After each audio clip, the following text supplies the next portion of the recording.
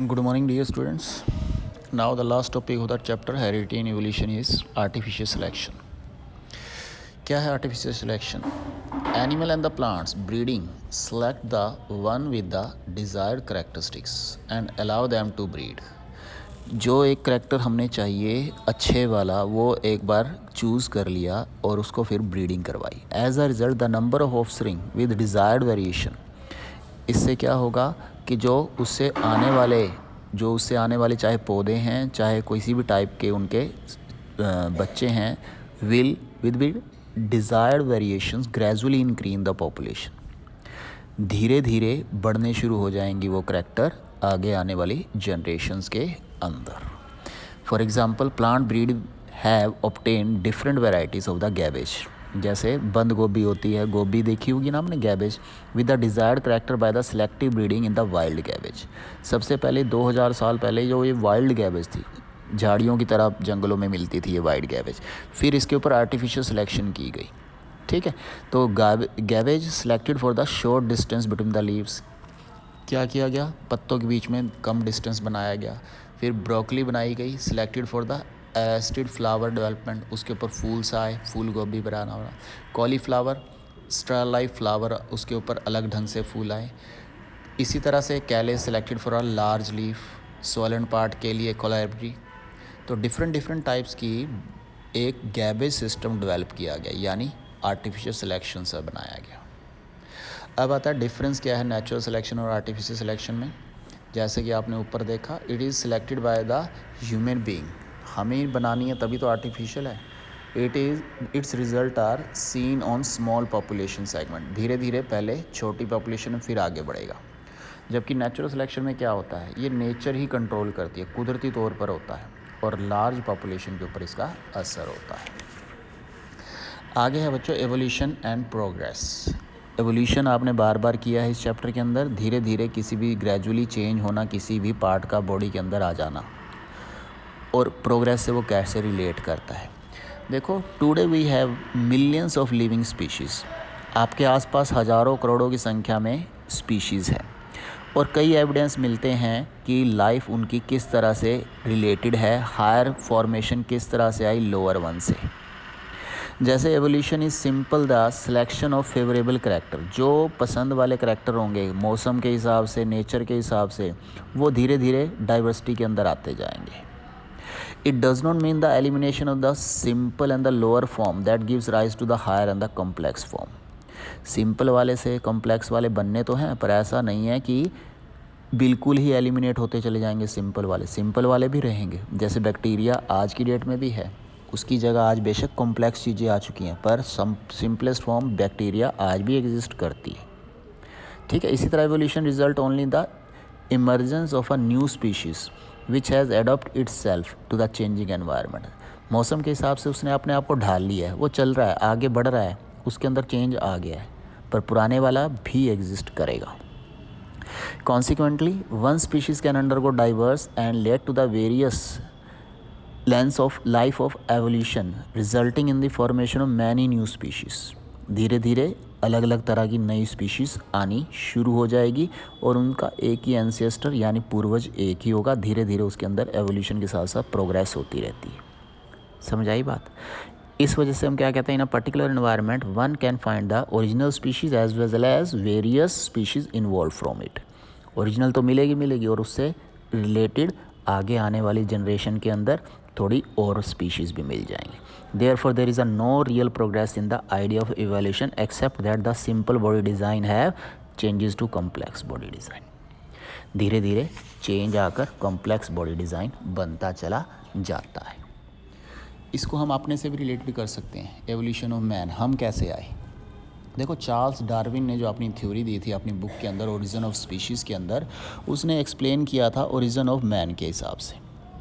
Darwin greatly impressed by the similarity in the body structure of the man and the African apps. जैसे हमारा शरीर same to same है apps के साथ, African और चैम्पैंजीज़ के साथ, गोरिल्लास के साथ.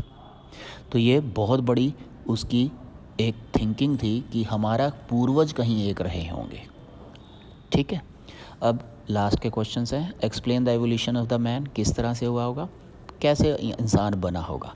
The earliest member of the human races are trace back in Africa. जो शुरुआती इंसान आए वो अफ्रीका से आए, ऐसा ट्रेस किया गया है।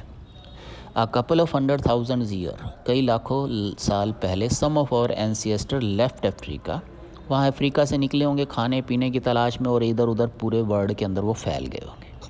तो इस तरह से वो सारा का सारा दुनिया के अंदर एवोल्यूशन सिस्टम इंसान का इस तरह से बना, जो जिस नेचर के हिसाब से होता गया वो वहाँ रहता चला गया। फिर वो कह रहा है all the human races like African, Asian, European, American and other might have evolve from the common ancestor. जैसा कि ऊपर कहा कि अफ्रीका से आए हैं, चले हैं सारे। Provide a few evidence in spot of your view. पर वो कह रहा है कि अब ह्यूमन के अंदर जो रंग भेद आ गया है इन शहरों के अंदर, जैसे यूरोपियन गोरे होते हैं, अफ्रीकन्स काले होते हैं, एशियंस मिक्स वाले होते हैं। तो वो कह रहा है ये इवॉल्व तो एक ही से हुए हैं, ऐसा कैसे हुआ पड़ा है। वो कह रहा है all humans are single species. ठीक है, कलर को छोड़ दें, वो सारे एक ही स्पीशीज़ है। बार बार हम यही बात कहते हैं क्योंकि उनका कॉमन बॉडी स्ट्रक्चर है, कॉमन उनका मेटाबॉलिज्म है, हर चीज़ कॉमन है। अमेरिका वाले नाक कान आँख वहीं रखते हैं जहाँ हम रखते हैं। तो all of them have a constant chromosomes number 46 हैं सबके अंदर। जेनेटिक सिस्टम भी सबके अंदर सेम है, इसलिए ये सारी स्पीशीज़ है तो भैया सेम ही। ठीक है। And also all the human can freely interbreed. ये इंटरब्रीड भी करते हैं, यानी अपने जैसे ही दूसरी संतान भी पैदा कर सकते हैं। ठीक है। तो अफ्रीका से जो आए थे, they are the earliest member of the human species called homo sapiens can be trace there. All their evidence clearly indicate that the all which are living in Africa, Asian, Europe, America etcetera have evolved from the common ancestor. आए तो वो सारे एक common एंसियस्टर से ही हुए हैं, ये बात कन्फर्म है। नेक्स्ट आता है in the evolutionary term can we say that the among bacteria, spider, fishes, chimpanzees have the better body design. वगैरह इनमें से किसका बॉडी डिज़ाइन बेटर है। ठीक है। वो कह रहा है evolution is the generation of diversity. Evolution का मतलब है कि पीढ़ियाँ दर पीढ़ियाँ थोड़ा थोड़ा चेंज आता रहता है एनवायरनमेंट की वजह से। More and more complex body have emerged over time. आगे आने वाले टाइम में और ज़्यादा कॉम्प्लेक्स बॉडी आएंगी, अभी जितनी भी आ चुकी हैं। Among bacteria, spider, chimpanzees, we can say that the chimpanzees have the better body design because of their complex body. ठीक है। जो इनके अंदर बैक्टीरिया, स्पाइडर, फिशेस और चिंपैंजीज है, इनमें चिंपैंजीज ऐसा है जिसका बेटर बॉडी डिज़ाइन है। बॉडी डिज़ाइन बेटर होने का मतलब है कि उसके बॉडी के अंदर हर एक पार्ट अपना अपना अलग अलग फंक्शन करता है। ठीक है। तो various organism involve in their own separate way and give rise to the current form. जिसमें वो रह रहे हैं आज की डेट में, आए वो कैसे हैं, किस वजह से हैं। Have the basic difference in their body design because of the specialise in all types of tissue. जैसे चिंपैंजीज के अंदर हर टाइप का टिश्यू एक स्पेशल सिस्टम के अंदर आता है। The chimpanzees are the best adapted to the survive in the present day conditions. Present day condition में चिंपैंजीज ही बढ़िया ढंग से रह पाते हैं क्योंकि उनको पानी में, हवा में रह सकते हैं, थोड़ा बहुत सांस ले सकते हैं, सर्दी में, गर्मी में सर्वाइव कर सकते हैं। वेरिएशंस उसके अंदर ज़्यादा है कॉम्प्लेक्स बॉडी डिज़ाइन की वजह से। ठीक है। And have proper division of the labour in their body and that is they have different organ for performing different vital function. जैसे आप अपने अंदर काउंट कर सकते हो, आप भी चिंपैंजीज की तरह ही हैं क्योंकि अलग अलग फंक्शन करने के लिए बॉडी के अंदर अलग अलग ऑर्गन अवेलेबल है। ठीक है बच्चों, तो ये आपका ये चैप्टर ख़त्म हो जाता है। अब नेक्स्ट चैप्टर हम करेंगे human I, colourful word and the human आई। ठीक है बच्चों, इस चैप्टर के अंदर आपने जो मेन करने हैं, लर्निंग वाला सिस्टम आपका सिर्फ हेरिडिटी तक आएगा। ये इवैल्यूएशन वाला आपको 10th क्लास बोर्ड की है, सिर्फ इसलिए करवाया है कि आगे फ्यूचर में काम आ जाए। अदरवाइज़ इस वाले सिनेरियो में कोविड-19 वाले केस के अंदर आप लोगों को ये करने की ज़रूरत नहीं है। यानी इसके अंदर जो भी आप चीज़ करोगे वो आप सिर्फ सेक्स डिटर्मिनेशन तक करोगे, यानी पेज नंबर 11 तक करोगे। ठीक है। That is all for the day. Thank you.